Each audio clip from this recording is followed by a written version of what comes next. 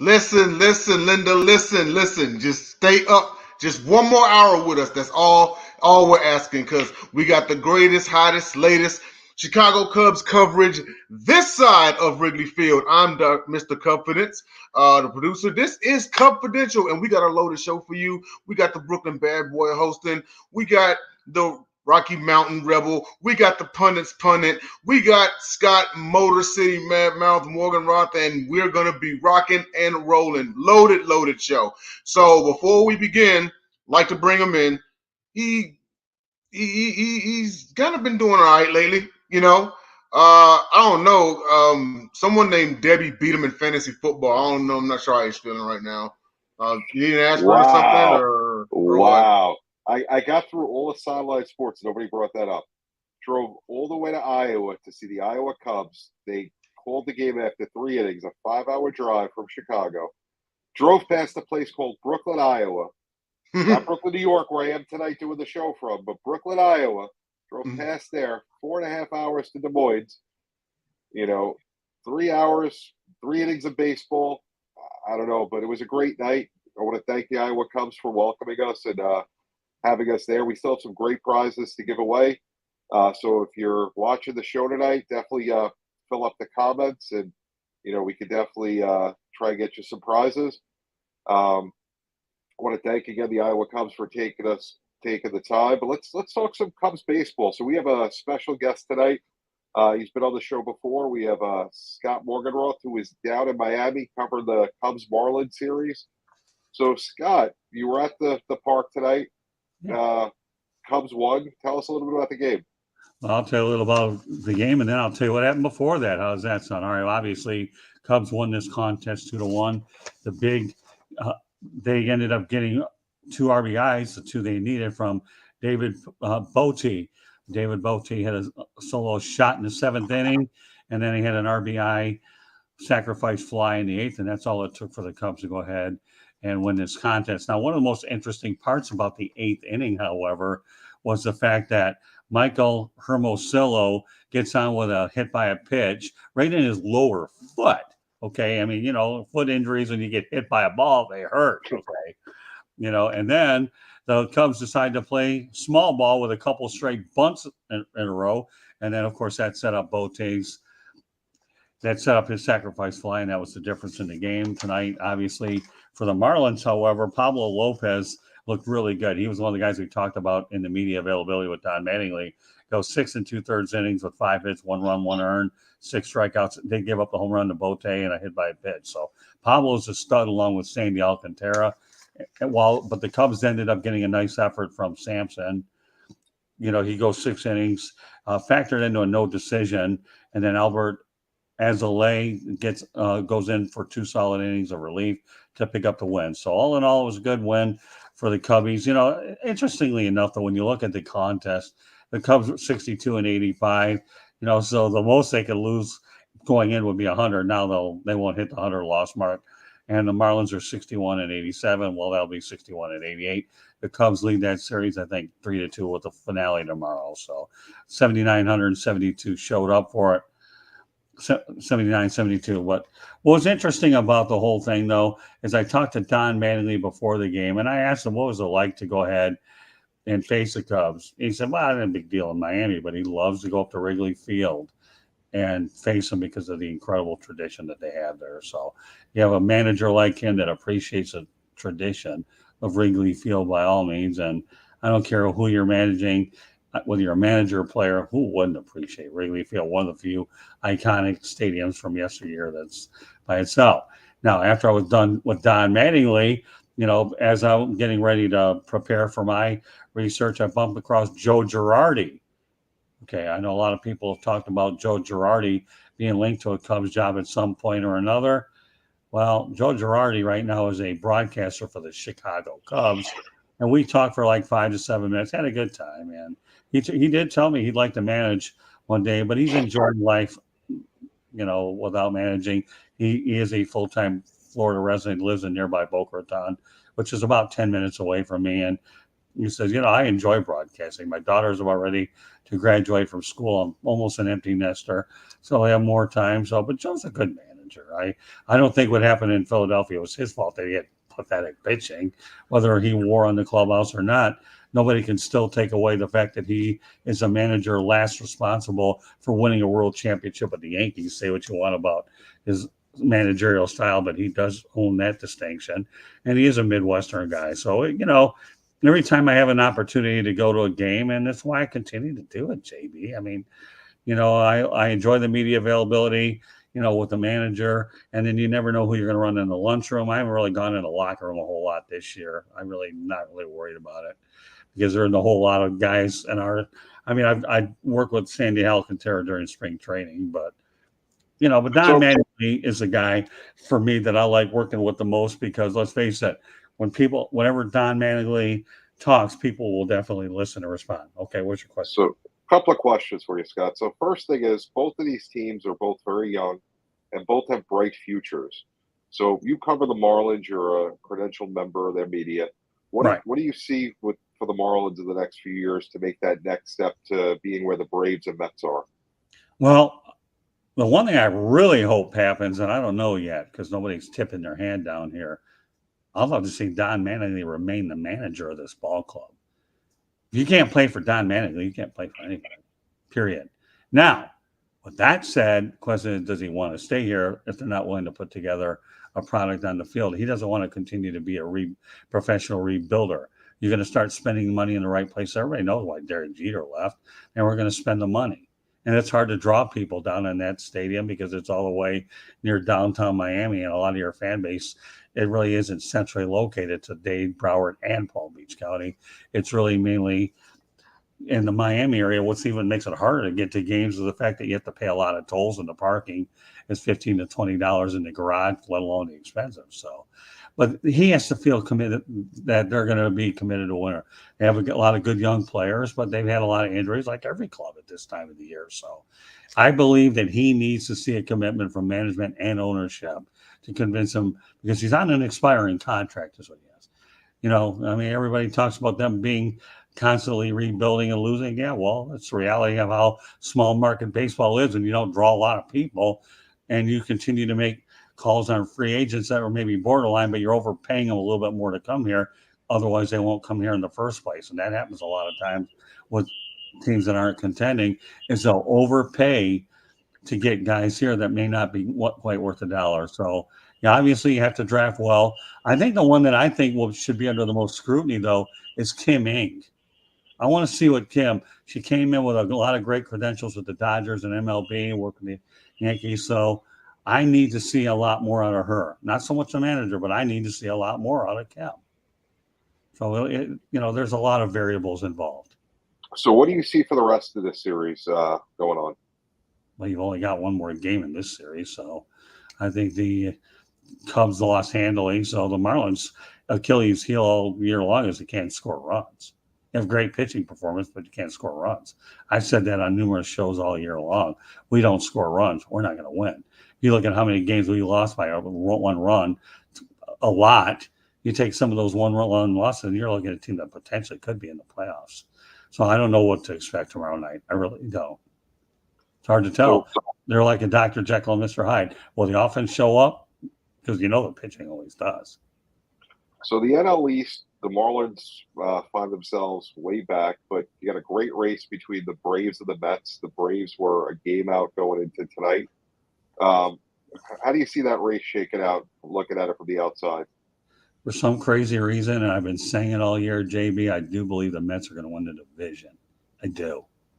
That doesn't mean they're going to get all the way to the World Series, but I think they're going to win the division. I like the Mets. I really, really do. But by the same token, let's go back to my Marlins a while back. I don't think they've ever won a division title, but they won their World Series as a wild card team. It's all about getting in the postseason is what it is. And what happens when you get in the postseason is anybody's guess. It really is, right? Pitching takes over, hitting, they make adjustments. Teams make adjustments during a 3-game series. What happens when you have 5 and 7? How many more adjustments are you going to make? When you shorten your pitching staff, that fifth reliever becomes your long setup guy, right? Exactly. Right. And then, of course, Now you don't have to worry about the designated hitter because it's universal. So you take that part of it out. So now, looking at the Mets last night, you had Max Scherzer back from the IL, throws 6 perfect innings, 68 pitches. He was on a pitch count, 75 to 100 pitches. Buck goes ahead and pulls him out after the 6th inning. Was that the right move? If you're managing the Mets, do you do that there? Normally, I don't like when managers go ahead and pull pitchers for perfect games. In this situation, you have to consider the Buck Showalter. He's been around the game a lot. He's got to protect Max Scherzer for the postseason, and Max Scherzer getting up there in a little age. I really 99 out of 100 times don't pull him out when they have a perfect game. But this is a guy that was on a pitch count, and you have to protect him with the playoffs. JB, this is September 20th. Okay, the playoffs start in a couple of weeks. They need him then. Obviously, it's important to do what you've got to do in order to try to win a division, but it doesn't matter. I think I will never, ever question Buck Showalter for any move that he makes because he's been around the game a lot longer. Now, some of these other analytic guys that have been around for a while, I hate to say this, Kevin Cash is a good manager, and all these younger guys that are going to sit there and outthink themselves, that's another story altogether. Not Buck Showalter. I will not do it. In fact, I'll tell you another rule that I've learned from one of my local colleagues. You know what? I never, ever, whether it was on a Zoom call or not, or go after post-game availability after a game, because I'm not second-guessing the manager. That, to me, is against, if I was so darn good, don't you think I'd be managing a ball club and making those moves? These guys have a tough job, with the talent they have and the chess match that always exists. So rule number 1, I don't ever go post-game because I will not second-guess the manager. I'll give him 12 to 24 hours to think about what he did, and if the question comes up later on, they'll have a chance to go ahead and answer them, but not immediately after a game.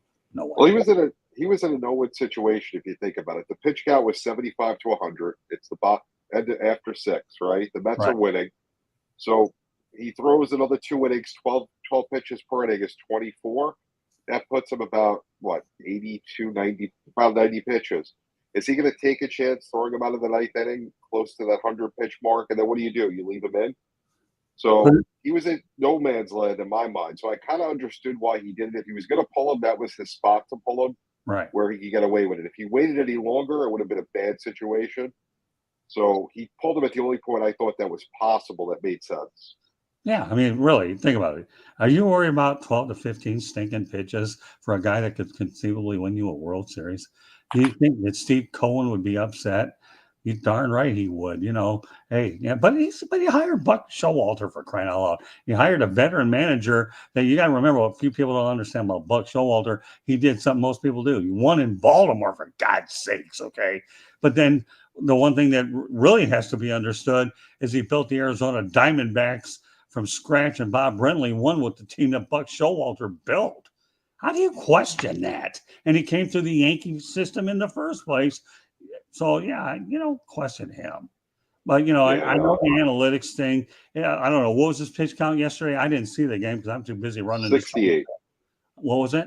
68, and his pitch count was 75 to 100. All right. So how many average? It was bottom of he pitched 6. He was at 68. And the pitch count was 75 to 100. Figure average 12 pitches an inning is another 24. That puts him at 92. That will put him at the bottom of the 8th. You're going to throw him back out there and take a chance in the 9th inning? It wasn't worth it. It wasn't worth it. I'm an advocate for complete games anyways. I believe that every pitcher should go out there and be able to complete a game. I talked to Mattingly tonight about Sandy Alcantara, and Mattingly, like every local manager, is going to say that they should win the Cy Young. But Sandy's doing it on a team that's, not even going to the playoffs. I remember one of the greatest things I've ever seen, even though I never talked to him, was Steve Carlton won 27 games, and the Phillies, won? They didn't win that many, and he still won the Cy Young Award. Now, that was way back another lifetime ago. But, guys should be able to throw complete games, on 4 or 5 days rest. But, no, in a case of Max Scherzer, you think at that 10 or 12 pitch, don't think that Steve Cohen isn't blowing a gasket at that point. But Steve Cohen doesn't have to because he hired the right manager. He did. And you're right. That was the appropriate time to pull him. Yeah. So, Scott, I want to thank you for taking the time. I know you had a long day. You started out at Homestead, ended up at the Marlin game. and now here tonight. So I want to thank you for coming by. Where can people find you? All right. They can find me www.southfloridatribune.com, but more importantly, Twitter @Tribune South. But please, folks, subscribe to the South Florida Tribune YouTube channel. Please subscribe South Florida Tribune YouTube channel. You'll see JB, Jake, and the rest of the sideline crew on there. A lot of them come on as our guests, and I'm adding more and more from your group to all be able to cross promote. So we enjoy, the South Florida Tribune enjoys working with Sideline Sports and being able to cross promote on both shows. Yeah, I don't want to forget out any names. If I do, then I guess I'd get off because I'm tired. But the reality is, please subscribe to the South Florida Tribune YouTube channel. And I'm looking forward to having you on tomorrow night's edition of the Sports Exchange. Only I'll have a little bit more rest tomorrow night. I appreciate it, Scott. You get some rest. I'll see you tomorrow night. Thanks for having me on, JB. Appreciate you guys big time. All right. Thanks. Bye-bye. Bye. Christopher, first of all, thanks for the comments. If you're listening right now, do me a favor on Twitter, send a DM to @Cubfidential so we can send you a prize from the Iowa Cubs. Christopher, just acknowledge that you saw this message and send a message with your address to @Cubfidential on Twitter so we can send you a prize. And Mr. Confidence, show me who's next. Oh, this guy. This guy, Jordan Long here. Hey, How's it JB. going, Jordan? How you doing? A lot better than last week at this time, but different sport. So I'll leave it at that. So let's talk some Cubs baseball. So let's start out with, we just spoke about the Mets. We talked about Scherzer. So as a student of the game, I want to stay with the Scherzer question for you. That's going to be our cover done tonight, even though it's not the Cubs. We're going to talk about that particular situation because as fans of baseball, we always put ourselves in the manager's shoes, which is why I hate the DH rule.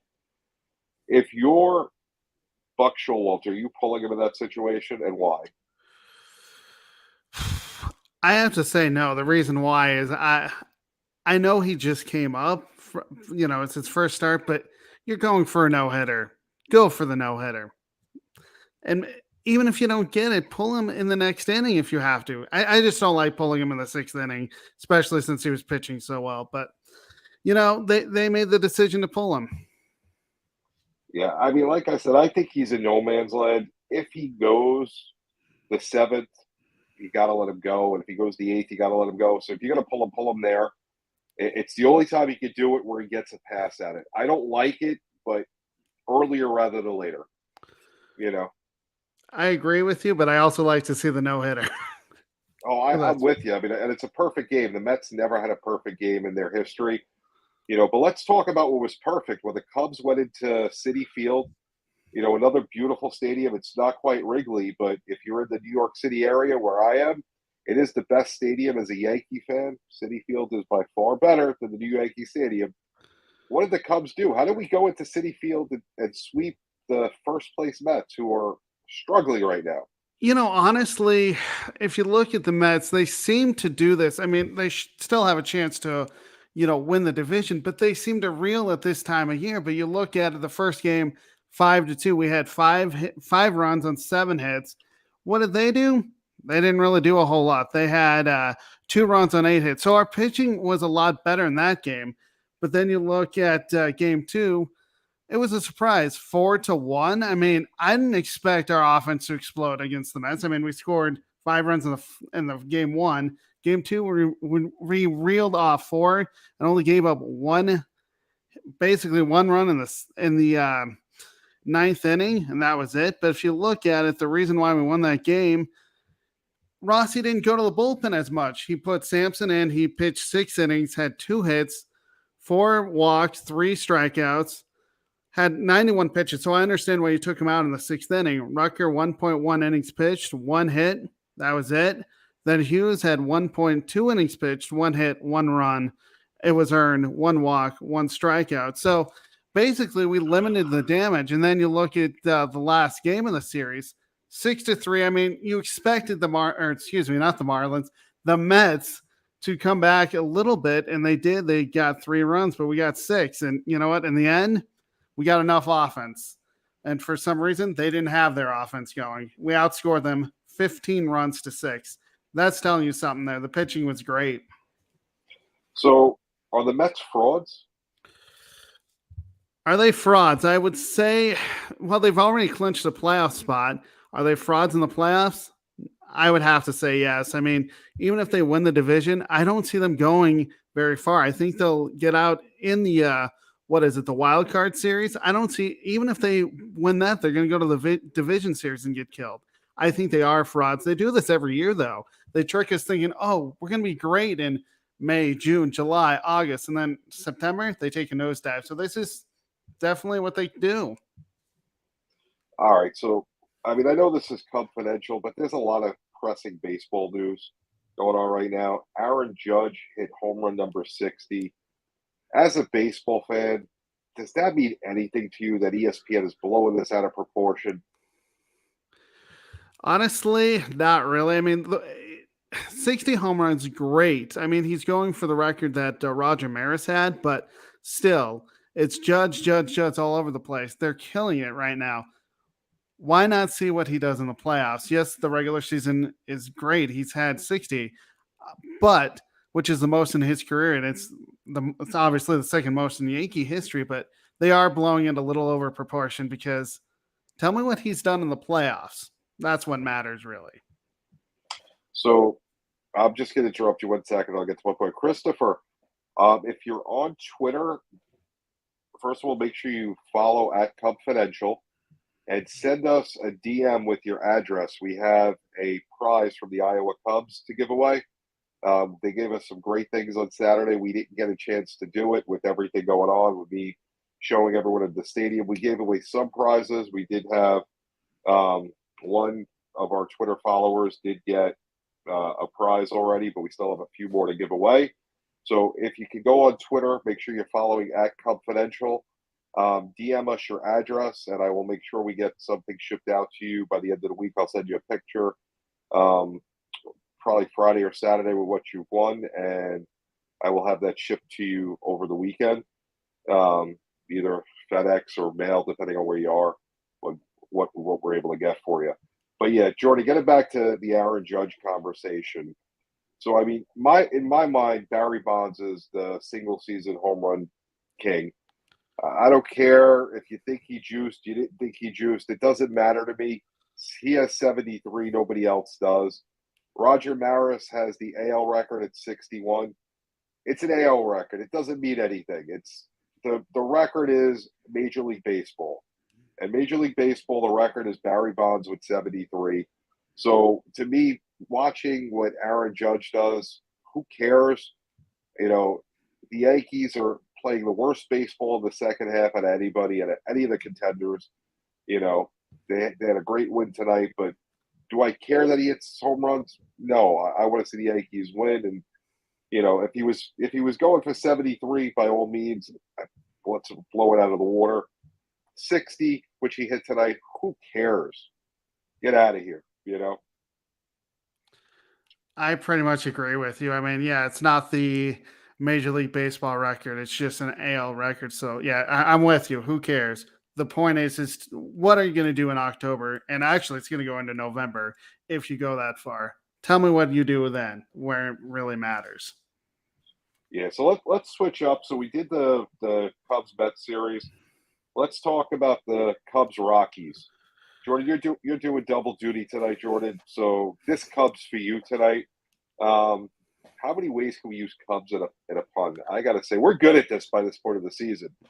We are. And the thing is if you look at this Cubs-Rockies series, they're mirror images of each other. What do I mean by that? The Rockies have offense. The Cubs have offense. Rockies don't have pitching. Well, we've seen that the Cubs don't have pitching. It was just one of those series where it was two bad teams going at it, and we saw it in the scores. On Friday, Cubs won 2-1. Cubs scored a run in the first when Ian Happ singles, scoring Mastrinsky, and then they added a run in the fifth when Mastrinsky homered. The Rockies cut it to 1. Actually, one of their better hitters, Ryan McMahon, homered in the sixth. But the thing about it, it was missed chances in this game. In the first inning, Ian Happ was at third, and David Bodie was at second with 2 outs. Well, Jared Young struck out swinging. And the third, Ian Happ at second with one out. Rios lined out and Young grounded out, ending the threat.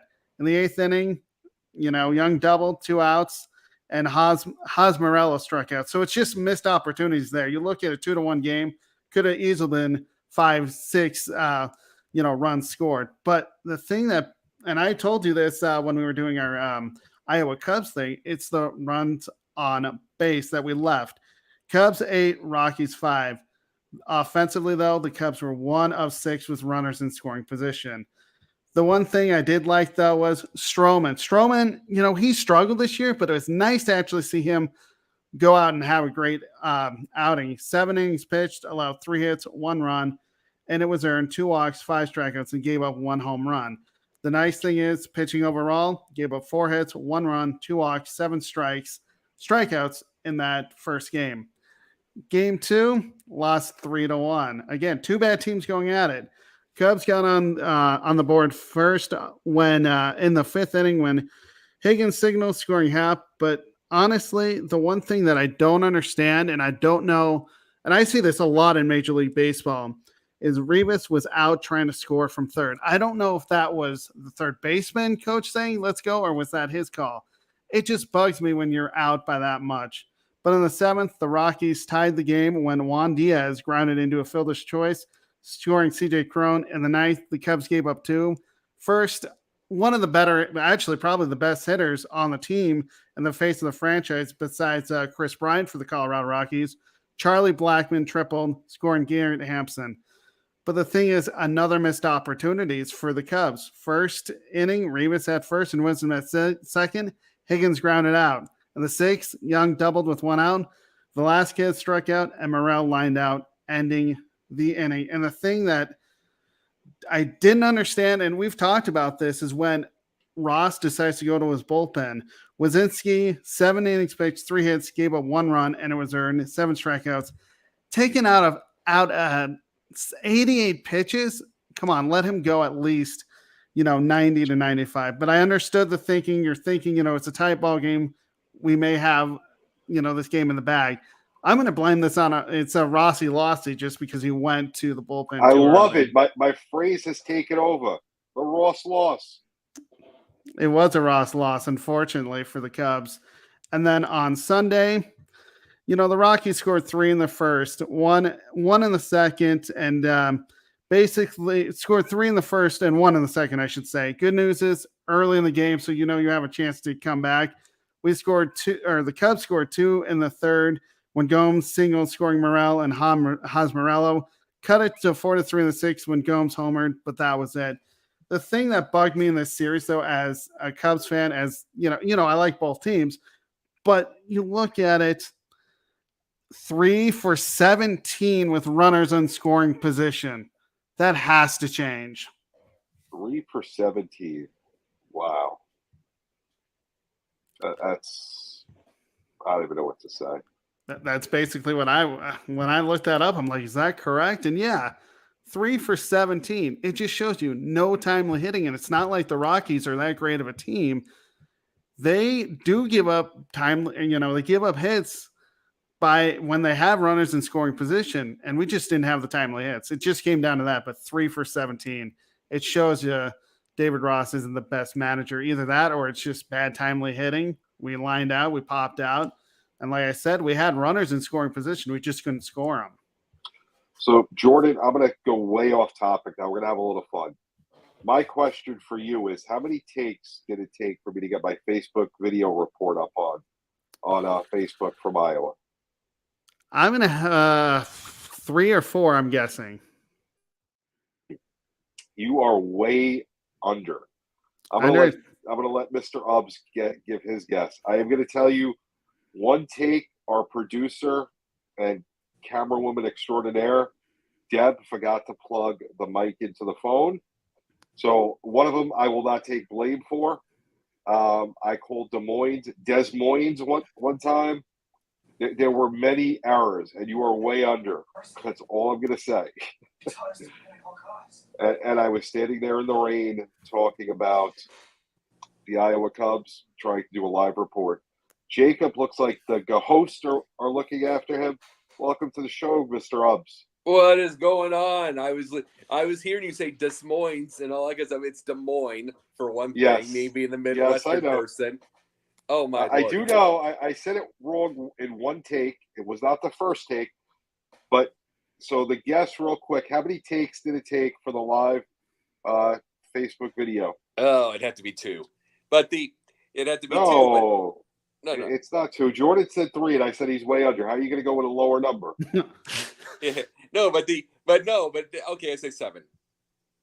That's about right. I think it was about 7 or 8 in the rain, standing there with little errors. As I said, the fabulous producer, camera woman extraordinaire, Deb, who beat me at fantasy football, forgot to plug the mic in one time, so I don't take blame for all the mistakes. But there was a lot of takes as I stood there in the rain until I made it look flawless. Well, dude, we saw you in the hallway of that thing. It looked like you were at AOL doing the AOL from dial-up. That's true. It was slow. Listen, that's the Wi-Fi. All right, Jacob, we'll have you back in just a second. We got Jordan with This Cubs for You with Jan Gomes. So tell us a little bit about why Jan Gomes is This Cubs for You this week. Well, if you look at it, I mean, we didn't have a whole lot of offense, but he was the best hitter. 17 at bats. And he had 5 hits. Sorry, he had 5 hits or a batting average of .294. The reason why he's our This Cubs for You is because he had 5 RBIs this week. He only had 1 double, 1 home run. I know you look at the averages; it's not great, 294, but 5 RBIs, and he actually contributed to the wins against the Mets and 1 against the Colorado Rockies. Well, Jordan, we appreciate it. We're going to have you back in a few minutes for an exciting confrontation. But before you go, where can people find you? So, of course, you can find me here on the Cubfidential every Tuesday nights at 9 p.m. Mountain Time, 11 p.m. Eastern Time. I'm also on the NFL Carousel, which is at 5 o'clock Mountain Time, hosted by Eric Wilson on Alex Fleming's NFL Carousel. You can find me on the NBA Carousel, hosted by Megan Price, which will start up soon, hopefully, because basketball season's right around the corner. I have my own show, Under Review, which you can find on Fridays, or I'll load it up onto the actual YouTube here at Sideline Sports, and that'll be on usually Saturdays. As for me, I also have I write a blog that I write Mondays through Fridays at sports-scoop.com with podcasts on Fridays. So check me out. Jordan, thank you. We'll see you in just a few. Before we bring Mr. Ubbs in, Christopher Cole, please check your Facebook Messenger. You have a message from the Cubfidential staff. Please make sure you check in that Facebook Messenger. But without further ado, the one, the only Mr. Ubbs. Welcome. Oh, I'm sorry. Welcome. Listen, I can't help the Wi-Fi. And when you're in the bowels of the stadium showing off some great things that not everyone gets to see, because not everyone gets to go to Iowa. You know, it's in the middle of the country. Hey, some of us are on coast. Some of us are I've been high California dreaming. Yes, but you know, we got fans all over the world. So yes, if you haven't been to Iowa, you got to see a lot of the stadium. But let's talk about what we have you here for tonight, Jacob. Yes. Let's talk about the history. 1994. You know, 3 home runs off some guy named Dr. K. That was his nickname.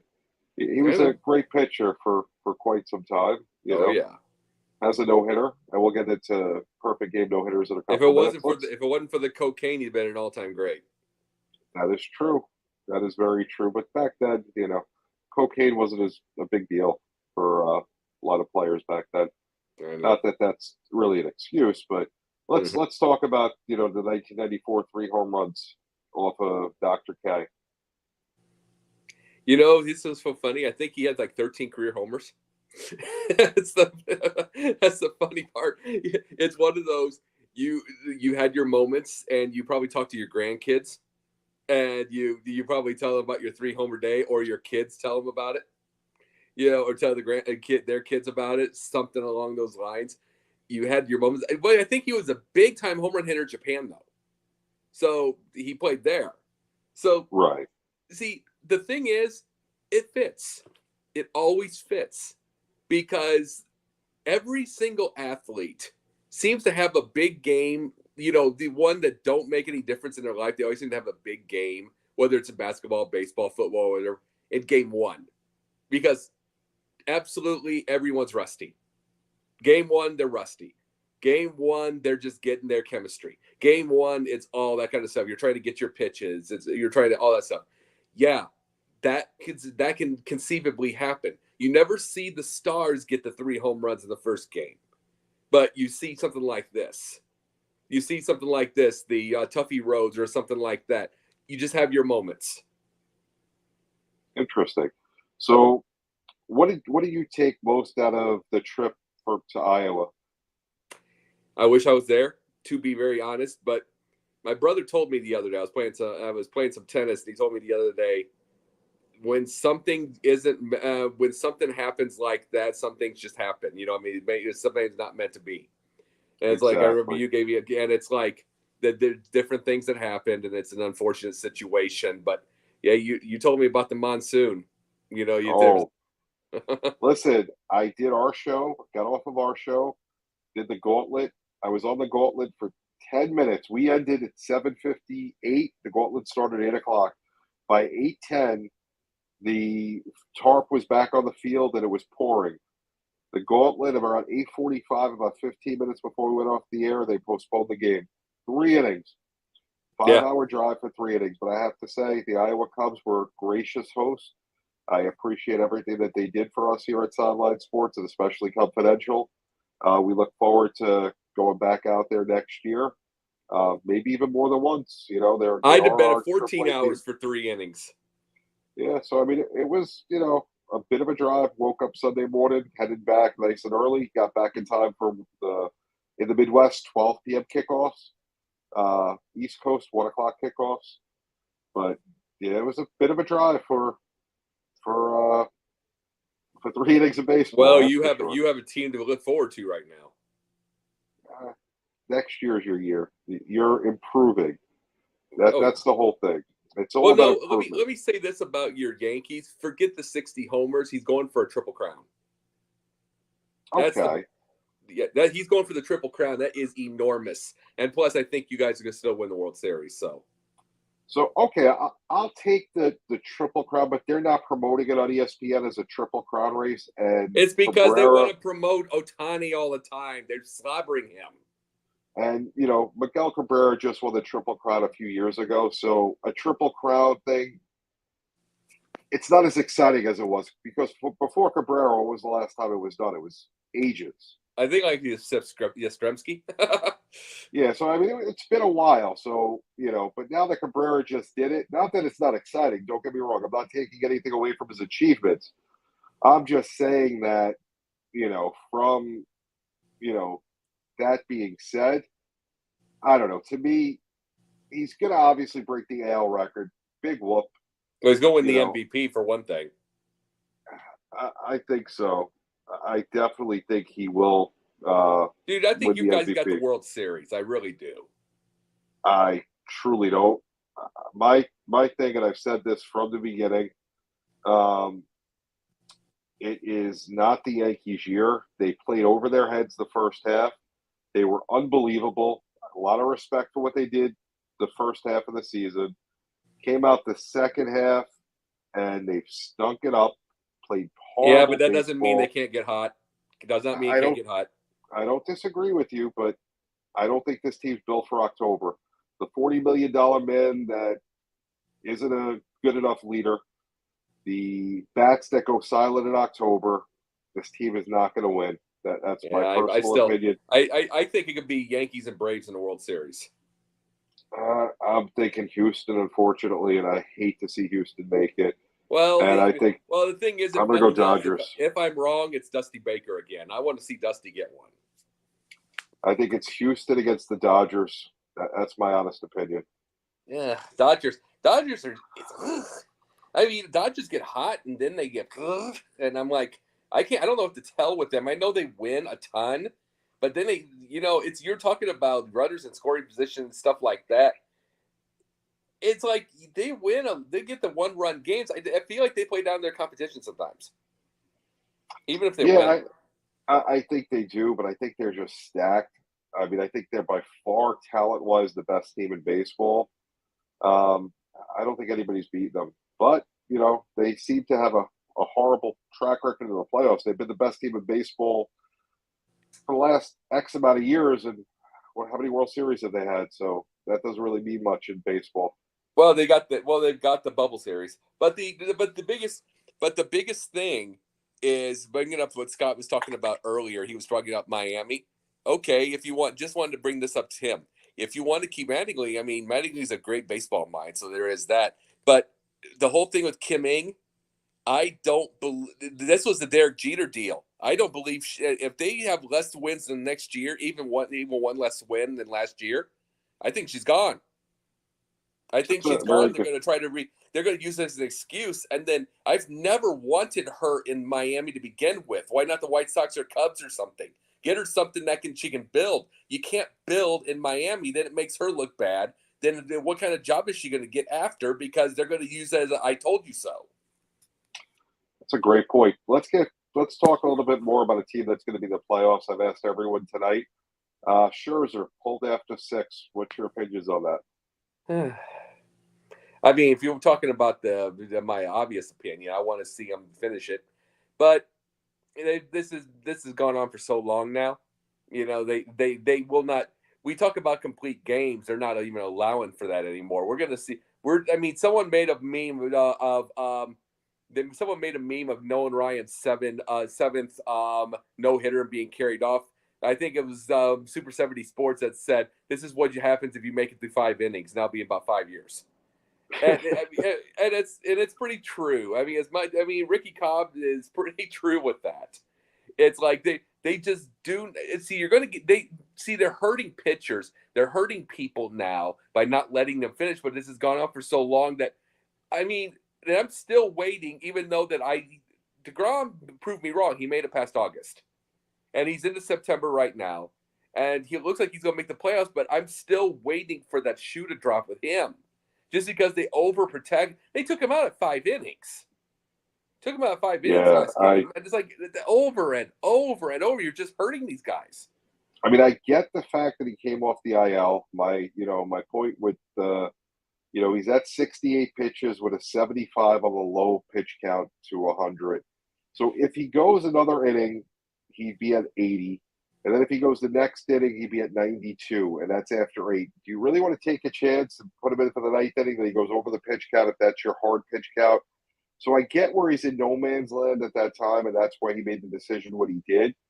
Do I like it as a baseball fan? I think it's a horrible decision.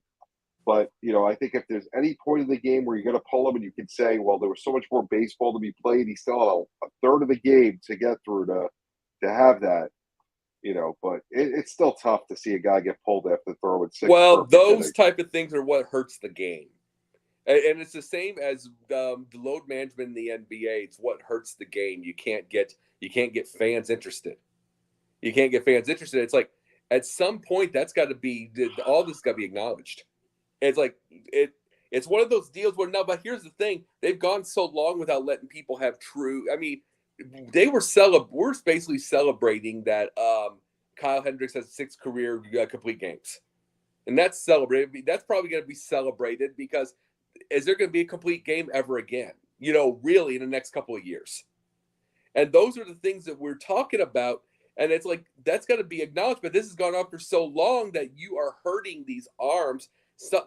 Do you do the old Sparky Lyle trick of way back when, where okay, he'd come into spring training with a bunch of scar tissue in his arm, and he threw it away. He would throw it and make sure it popped. The scar tissue would pop out, and he'd be right. That's how I knew he was in shape. It's like I'm not saying it's going to be that primitive, but at some point, if you want to be able to get a star out of anything, you got to let these people pitch. You got to let them get some strain. Otherwise, you're going to hurt the game by continuously bubble wrapping them. So, Jacob, where can people find you? Oh, right here in my room right now. No, I was kidding. But no, what I am at is Monday nights during the season on NBA Carousel, figuring out who I'm representing. Tuesday nights this year and the next season in Cubfidential. Wednesday nights, Pundits Pundit and the Sports Exchange with Scott Morganroth. We have a doubleheader. Thursday nights with TJ Sanson with Yin and Yang. Friday, Saturdays off, and Sundays on. And the Sundays up for Basket Bros with Jay, with Will, with Dom DeRubis. And we are the Four Musketeers or something. I don't know. So we're going to keep you up here. You're going to go first. This week's Cubfidential. Put up the question, Mr. Confidence. So the question is, the Cubs sweeping the Mets will help Atlanta win the NL East crown. What's your thoughts on that? Oh, yeah, of course.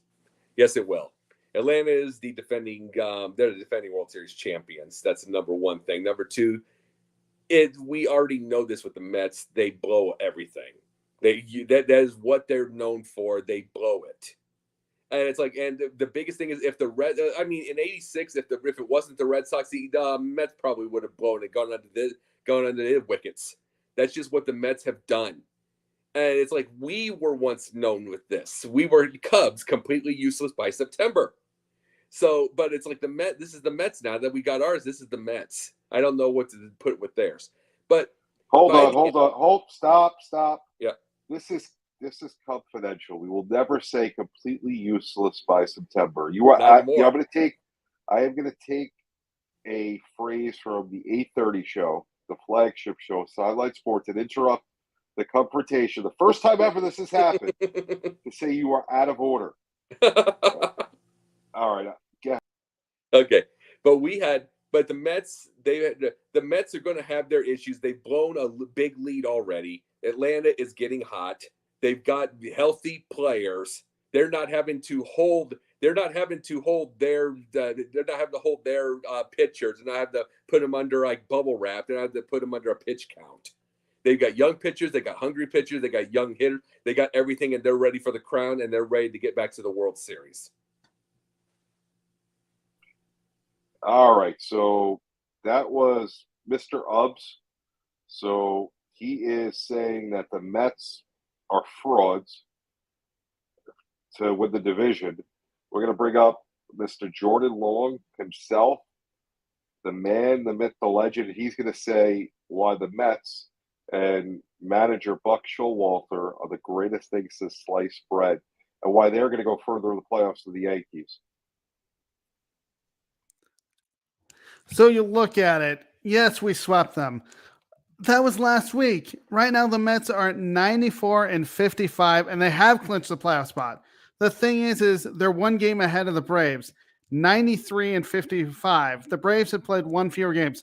The problem I have with this, saying that our sweep will help Atlanta win the division, that's not true. Why? Well, look at how many games are left. There are 12 games left. Ours was just a chunk of that. You still have 12 games left to decide this division. Sure, we played 3 of them. Yeah, and we swept them. And we're trying to figure out what we need to do next year. What are the Mets trying to do? They're trying to win the division. So I can't see how us sweeping them in 3 games helps the Mets lose the division while Atlanta wins it. It just doesn't make sense. Atlanta still has time to do it themselves. They have 12 games. There are actually 13 games left to actually win the division and win it outright over the Mets, who have 12. I just don't see our sweeping really helped. Yes, it hurt them a little bit. It's not going to determine who's going to win the division between the Braves and the Mets. All right. So that was Jordan on why the Mets are going to win the division. Just before we go and we have their minute rebuttal, I got to ask these two guys this question because we have a couple extra minutes. Tonight, the Philadelphia Phillies and Toronto Blue Jays had a game in Philadelphia. The Blue Jays scored in 8 innings out of the 9 and won the game 18-11. Both of these teams are wild card teams at the moment. What kind of baseball is that? So, Mr. Ubbs, you're up first. Tell us why this is absurd wild card baseball. And Jordan, you're going to tell us why this is good baseball. But first, Jordan, Jacob, take your minute to explain why Atlanta's going to win the division to rebut him. For one thing, I've seen this before with many a team, and it's been before the 2 weeks. Seen it before. It's our team, seen it with other teams. Gone down to the last week, they completely blow it. And they've blown it with being 4 up with the week left. I've seen this before. This is a game. This is a half game to a game. This is nothing. He's done. The Nets are finished. They will get to the playoffs. They'll get their wild card. But no. All right, you're 1 minute on the Phillies-Toronto game. Toronto winning 18-11. Oh, that's saying is they can be able to hit. Both sides can be able to hit, and they've got a lot of people that rake. But it absolutely reminds me of every team that can be able to rake once they don't have pitching, and then they stop hitting, it's over. So that's going to end early for either side. So it's fun right now, but if you can rake, you might get a game. You might be the 1 game series. You might be able to get that in there, but then you will be that one that gets shut out 2 or 3 games, 2 of your 3 games in the playoffs because you've stopped hitting and you have no pitching left. So it becomes a problem. All right. That was Mr. Ubbs himself. Jordan, rebut this horrible argument. And then we'll let Mr. Cubfidential judge everything. So if you're looking at the Mets, yes, they do it, but guess what? There's still 12 games left after tonight. Again, the Braves are 93-55, played 1 fewer game. I still think, though, yes, we've seen the Mets do it, but they've learned their lesson. They're going to probably end up clinching it in the end. But the thing about it is, what's going to happen in the playoffs? I think that's what we're thinking about. Atlanta still is a great team. Even if they don't win the division, they're going to end up at least going through to the NL Championship Series. I'm not worried about them. The Mets, even if they win the division, they're not going to go very far. But even so, they are going to end up winning the division, and our sweep does not matter. As for the 18-11 game, that's the kind of offense I like to see. I'm a guy who likes to see scoring. I love a 18-11 game. Sure, you don't have the pitching there. But if you're going to rake like that in the regular season, it is going to go back into the postseason to say, okay, we can actually score runs. Maybe not 18 or 11 runs, but you're still going to be able to get your offense going because you have more scouting reports to say, this is where they like to throw it. The batters are going to key on it, and you're going to see, 8, 9, 10 runs. I love an 18-11 game because of that offensive numbers. All right, so let's bring in Mr. Cubfidential. Let's get a winner of this. Obviously, the winners were not in Philadelphia tonight watching a 3-hour and 41-minute baseball game where 29 runs were scored. But who won this battle of the confrontation? Man, I was thinking about it, and I was like, you know what? Would it be fair if there was a kind of a split winner? So I'm going to break it down in, I guess, both rounds here. So as far as the main confrontation, as far as the playoff preview, I'm going to have to hand that one. I'm going to have to hand that one to Jordan. He's right. There's 12 games left. Now, Jacob did bring up a solid point. We have seen this before. Sometimes it takes that one game loss or series loss that can demotivate the team for some reason, So it could be the start of of Atlanta, going on a run and winning the division, even though it's only like a game difference. But like Jordan said, there's 12 games left. Anything can happen. I could see how it could help hand him the crown because a demotivating factor would be like, wow, we just got swept by, the bad Cubs, essentially, But at the same time, there's 12 games left. I probably would have swung it the other way had there been, I don't know, 3 games left. But yeah, it was close, as is every week. But I got to hand that one to Jordan. Now, as far as the 18-11 game, I got to swing that over to Jacob. At some point in time, you got to have pitching and defense kick in. I mean, don't get me wrong, scoring is exciting, yes, but at some point in time, it's like, wow, who's going to get a stop here? Kind of like in football. You watch Big 12 football, they don't play defense there. So you're going to see like these arena ball final scores of like 66-59. And it's like, wow, does anyone play defense? Someone can watch a game that's 18-11. It's like, wow, is anyone pitching good? Are they going to play defense any? I mean, I'm not here to set parameters or anything like that. I'm sure if I were there in person, I'd be like, wow, I really got my money's worth. And that's all anyone ever asked for, especially being, from a general fan standpoint. But from an analytical standpoint, if I'm going to laud the scoring, I'm going to also kind of admonish the lack of defense because you have to have both sides. So what do you got? Split 1-1? I got a split this week, man. All right, so there's no losers tonight. We're at the end of the show. Christopher Cole, if you didn't respond yet, please respond. There's a message in your Facebook Messenger. I'm going to hibernate. Sorry, he just messaged me. I'm gonna forward you his message. Congratulations, Christopher Cole, on winning the contest. So I'm going to go hibernate for the rest of this week. I will see you next Tuesday, where hopefully I do not lose again in fantasy football. But until then, this is Cubfidential. Good night.